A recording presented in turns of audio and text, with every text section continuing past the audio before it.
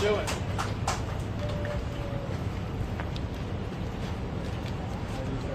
Thanks for coming.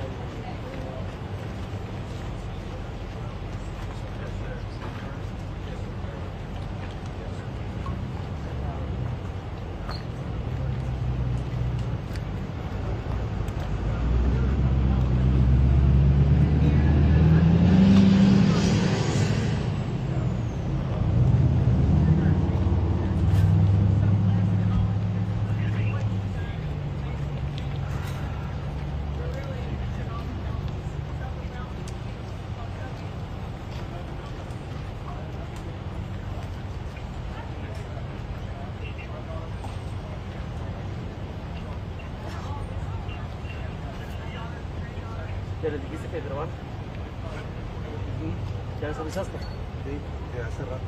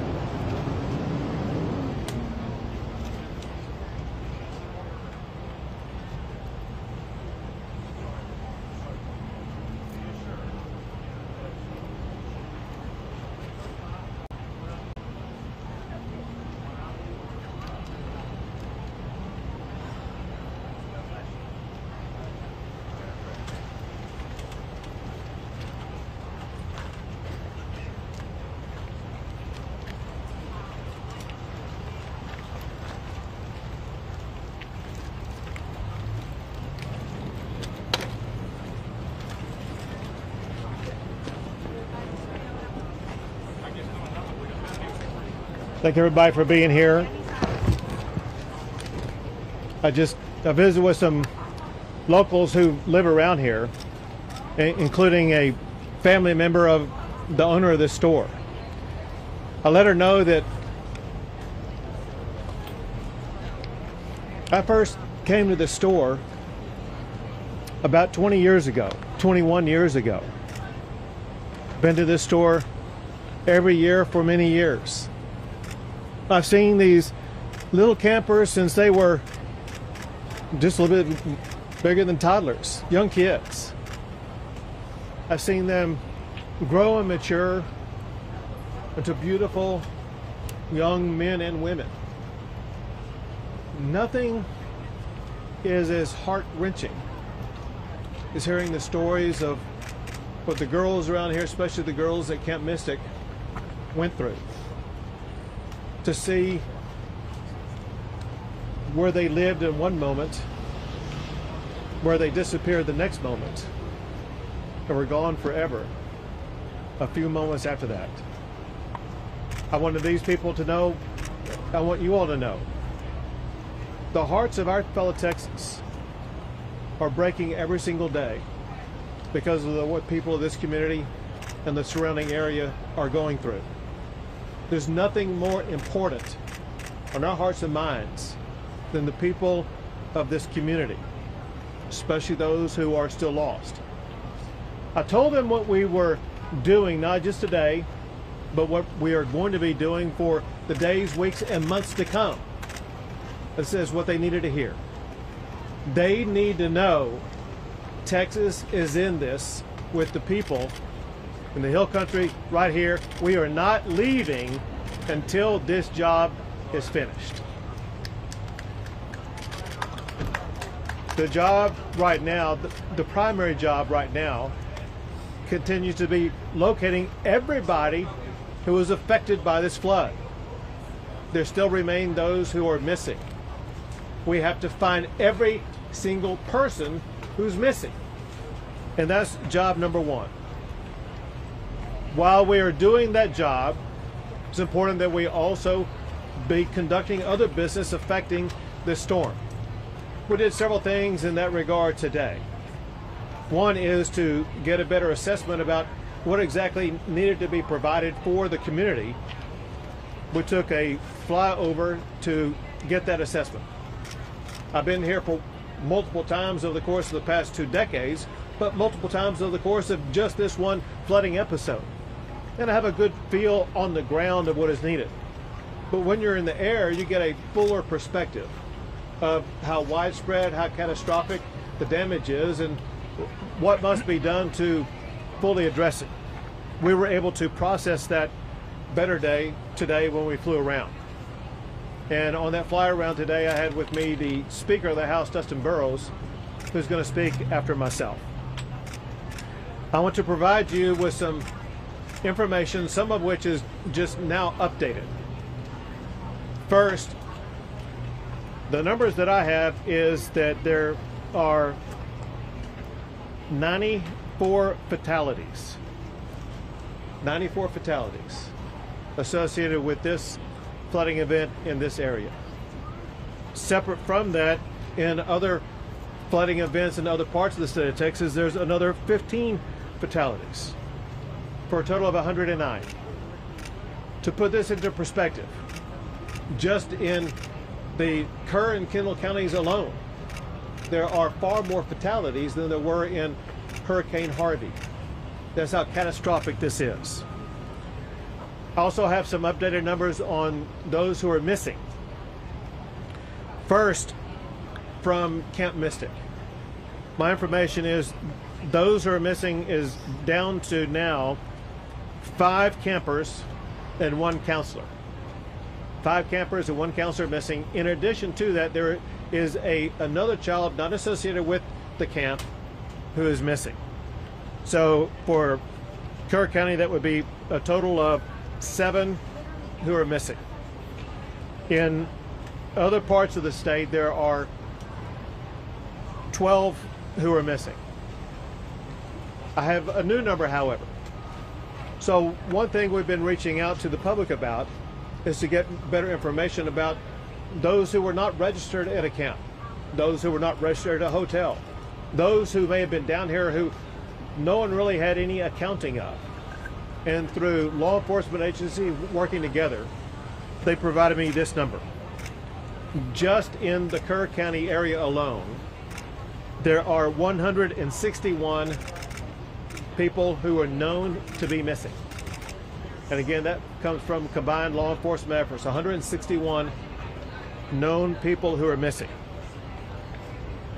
Know this, we will not stop until every missing person is accounted for. Know this also, there very likely could be more added to that list.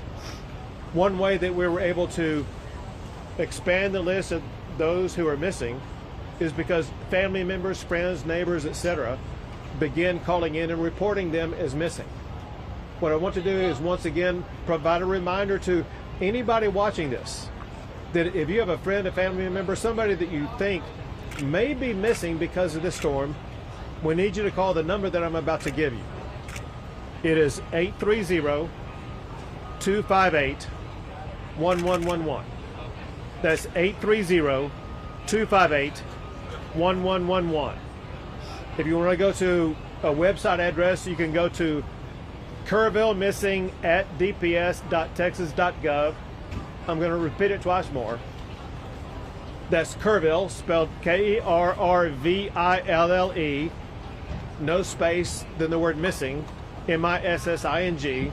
So Kerrville Missing at dps.texas.gov. So either call that phone number, go to that website, and provide the name and the best identification you can, and the last known location of anybody that you think is missing.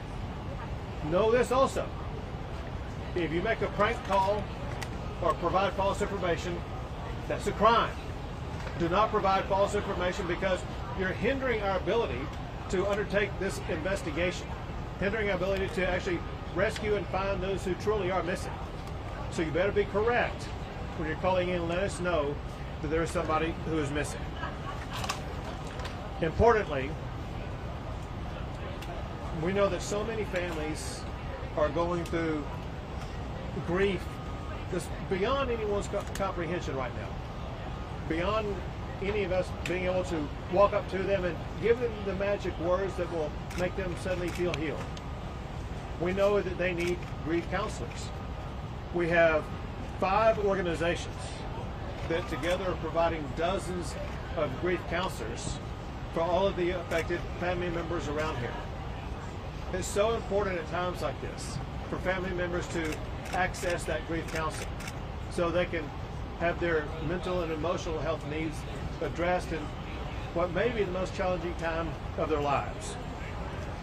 Something else that's a help as we begin the process of helping places like the Hunt store, the local community, Hunt, Texas, be able to rebuild. One thing that is speeding that recovery was the immediate granting of the major master declaration that was granted by President Trump. It immediately opened not only access to more funding, but also access to more resources to be able to more quickly, more effectively respond to this storm. That includes debris removal, which has already begun. It includes assistance for individuals who are eligible to apply, and the Director of Texas Division of Emergency Management will explain more about that in a second. But there are 2 categories of people or entities that there is money available to assist. One are individuals affected by the storm. Another are public entities like the town of Hunt, like the town of Kerrville, like the county of Kerr, etc. They may have needs with regard to roads or utilities, whatever the case may be. Now the assistance is available for them to more effectively and more quickly address that. With regard to roads, anybody who's driven around here knows that there are some roads that need repairs. The Texas Department of Public Safety is working 24/7 to make sure they're going to be getting these roads repaired and passable as quickly as possible. Going back to President Trump, he and I spoke again this morning, and he could not stop talking about how sad he was for all the little girls who've lost their life. He recounted his own understanding of what happened with what was really a tsunami wave of wall of water that swept too many of them away. And he cares a lot about those young ladies. And he wants to step up and make sure that any need that we have here in Texas is going to be met very quickly. And he's already done that by helping to provide the quick assistance by sending down Secretary Kristi Noem, who, listen, I've been dealing with events like this for 10 years. Never have I seen someone respond as quickly and as effectively as what Secretary Noem did. Also, while coming over here, I received this text from Secretary Kennedy that says the following.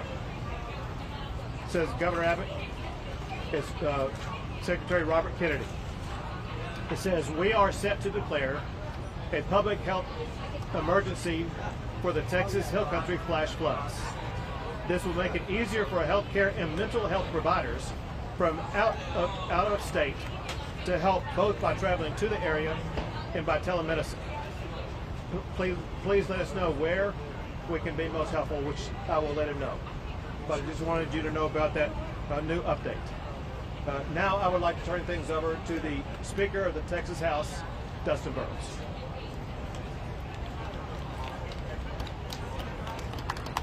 Thank you, Governor. First, to the members of the community and all those who've been impacted, the survivors, those who've lost loved ones, I know there's not any adequate words any of us can express to share our care and concern. But I want to promise you, every person in this state, every tip of it, we have held you in our thoughts, in our prayers, and we will continue to do so as you go through this. And you take care of what I know all Texans can endure. I had the opportunity to fly with Governor Abbott today over the damaged area. It is hard to comprehend the amount of water that came through in such a short period of time. It is unimaginable what the victims and survivors went through as they were faced with that, and we heard the stories about that. And looking at the debris and looking at the problems and all of the damage that's been done, I know there's a long road to recovery. But through that, we saw some silver linings. We saw Texas flags being flown proudly because we know people in this state are resilient. We saw people from all over the state coming together and working and volunteering and trying to begin helping rebuild and continuing with the search and recovery efforts. I have had members of the Texas House from all over the state looking for ways to help. You have a great local representative of West Verdell, but I promise you, every Texan, all 150 members of the Texas House have been looking for ways to help, whether it's helping to raise money or wanting to do things. They are committed to it. I want to thank Governor Abbott for saying that we will address these issues in a special session in 2 weeks. And I want to assure you, the Texas House will be organized, we will be ready, and we stand willing and able to listen to the community and experts and do all that we can to help address it from this perspective. So thank y'all very much for the opportunity. I'll turn over the microphone.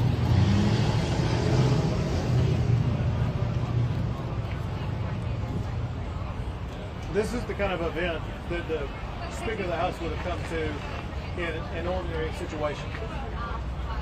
When you consider the fact that we're going to start a special session 2 Mondays from now, a special session that will have at the top of its agenda helping communities like in Kerr County, Kendall County, as well as in Central Texas and the Big Country, all areas affected by the floods of the past week. Those issues are going to be on the agenda for the state to address from top to bottom.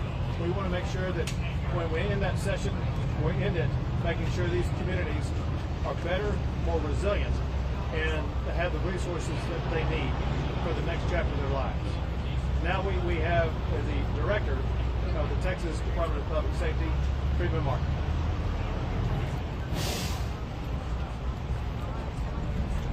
Governor, thank you.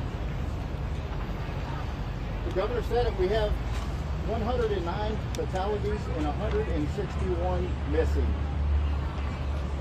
Every asset and resource that the Department of Public Safety has is being used on this response. We have 258 people just from DPS assigned here in Kerrville.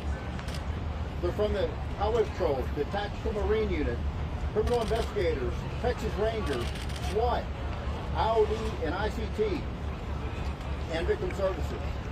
And you ask, well, what do all these do? Everybody does something different. Everybody understands search and rescue. When the governor mentioned 161 missing, the city of Kerrville stood up a line that if you can't get a hold of a loved one, if they're missing in the Kerrville area, call this number. That number grew to several hundred. These analysts worked with Kerr County Sheriff's Department and the Kerrville Police Department to narrow that down. People that have been identified as deceased, people who have been found alive, deconflicted numbers that have been reported twice, and we are still down to 161 missing. All I can tell you is there's nothing to celebrate about how well we've done this far, but there's a lot of work to be done. And we're thankful that the Speaker standing behind us and the Governor, the Texas Legislature has funded us and we're properly staffed and equipped to respond to this. Just this last session, a few weeks ago, we were given 6 replacement helicopters and 1 fixed wing. That is exactly what we use to respond to these. I'll tell you another thing, we have plenty of resources. But at the same time, we're not turning down one resource until we recover every last person on this list of 161. So we have FBI, DEA, HSI, the United States Border Patrol, the United States Coast Guard, everybody working together under a unified command, and we won't stop until we finish. A couple things. Right now in Burnett County, we have 3 Zodiac boats and 26 DPS personnel from the Tactical Marine Unit and the Texas Highway Patrol continuing searching. I'm in constant communication with the Travis County Sheriff, Sally Hernandez. They are helping us at the medical examiner's office, and at the same time, they have as many as 10 people that are missing from Travis County. As we pulled in the parking lot, I got off the phone with the sheriff from Williamson County.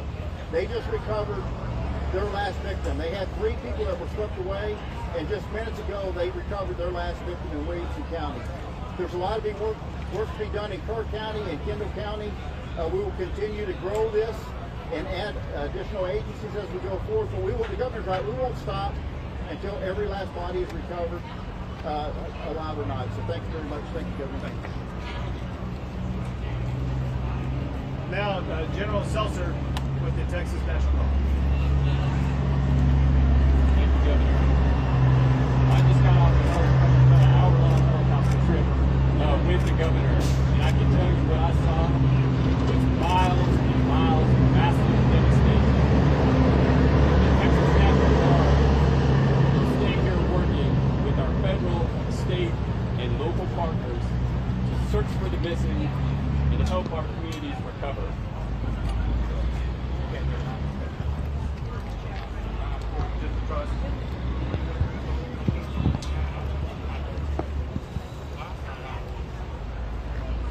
We will continue using assets such as search crews on the ground, high-profile military vehicles, Black Hawk helicopters with rescue hoists, and heavy Chinook helicopters in order to conduct search and rescue, evacuation, and to insert critical safety teams into austere areas to help life-saving.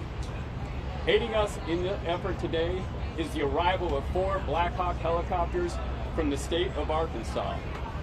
That grows our agency count to 13 helicopters in support of this effort. Additionally, overhead, for the last 3 days, we have had MQ-9 Reaper remotely piloted aircraft conducting search and rescue operations. We are working with other states to get additional crews to support so that we can expand the coverage of that search and rescue operation. And lastly, we have shelter management crews that are working within the community to help those in need. I would like to close by saying something that the governor has said many times before. He said it many times today, but I'll emphasize it. Your National Guard will not leave until every person is found. And we will not leave until our communities are recovered. Thank you.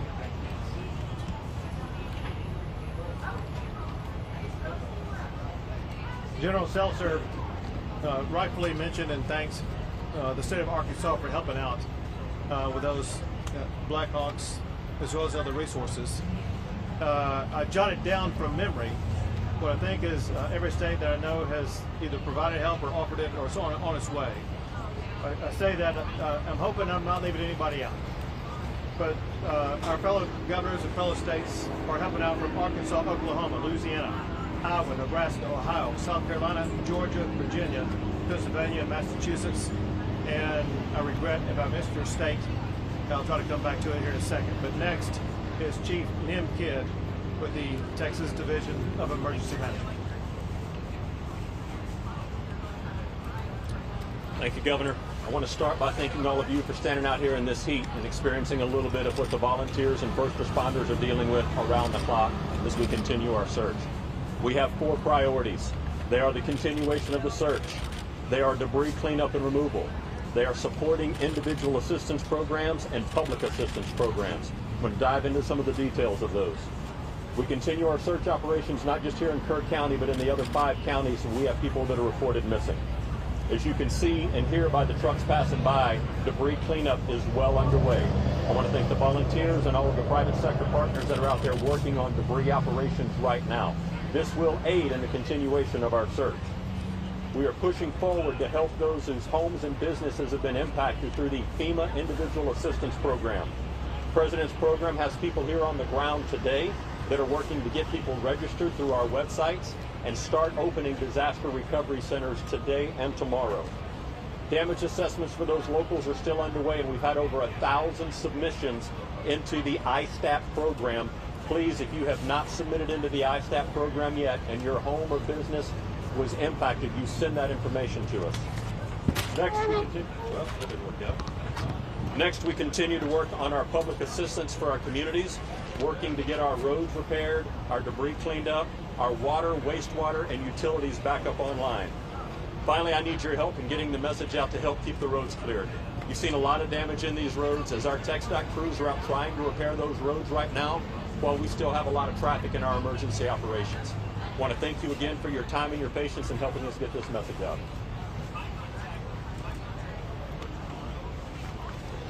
Thank you, Chief. Yesterday, I met with families that can't miss it. I made a commitment to them. The day before, I met with residents of Kerrville. Today, I met with residents of Hunt. I made a promise to all of them. Texas will not stop until we finish the job.